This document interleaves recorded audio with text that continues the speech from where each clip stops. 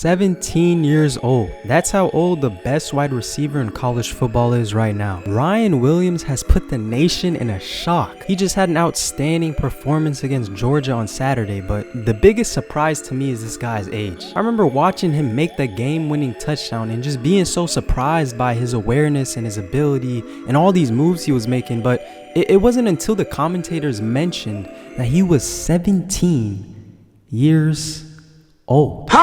But 17? Number one, how is he in college? This man was smart enough to skip a year in high school and be a top tier athlete. This man is just blessed in all aspects. In his 3 years in high school, this man put up 3,250 plus yards and he almost had 50 touchdowns. Yeah, it's safe to say the man was steps ahead ready for D1 football. 177 yards was how much this man put up against Georgia, bro. And y'all have to keep in mind, Georgia is a team that won back-to-back national championships not too long ago. Remember, this guy is straight out of high school. The fact he has nearly 500 yards and 5 touchdowns on the season, man, that just blows my mind. Usually you see college athletes start getting the tempo after a year or two, especially for college football, but man, I just gotta know, what are they feeding this man? What are they feeding the youth these days? Because bro, it is getting out of hand. 2007. Like, bro, in 2007, the Obama administration was already unveiled, man. This man was already declaring for president at this time. 2007, the first iPhone was introduced by Steve Jobs before this man was born. The first Diary of a Wimpy Kid book was published